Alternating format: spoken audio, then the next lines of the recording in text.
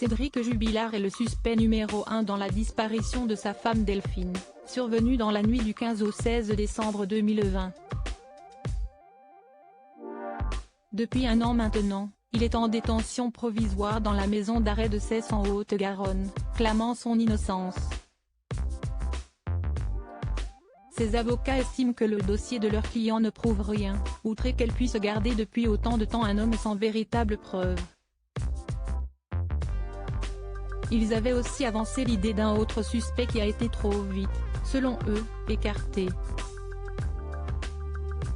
Régulièrement, les avocats de Cédric Jubilard, mari de Delphine avec qui il était en procédure de divorce, défendent des demandes de remise en liberté de leurs clients. Pour argumenter, ils avaient notamment mis l'accent sur l'étrange témoignage d'un homme ayant avoué le meurtre par SMS à sa conjointe. « J'ai bien tué Delphine. Elle ne voulait pas quitter son mari et ses enfants. Je l'ai frappée et enterrée dans le travers et un second, j'ai tué une femme, elle travaille de nuit. Elle n'a pas voulu quitter son mari pour moi.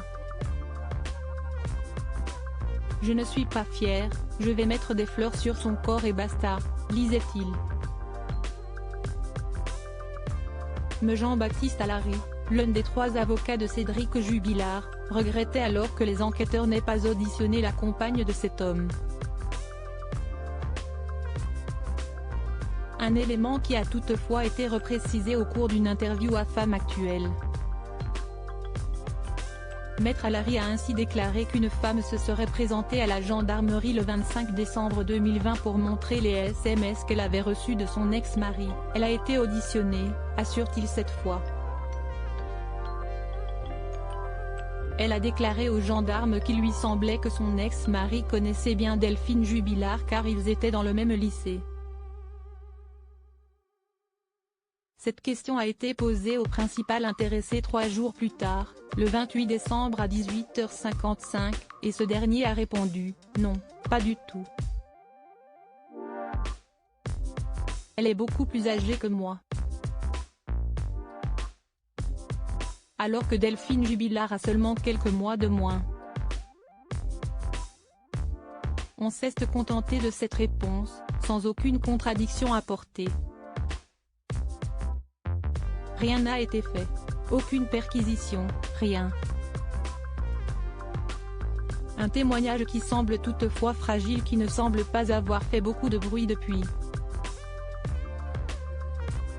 La défense du peintre plaquiste ne l'a pas rappelé lors des récentes auditions, préférant mettre l'attention sur le dossier vide à l'encontre de leurs clients et les dysfonctionnements de la justice.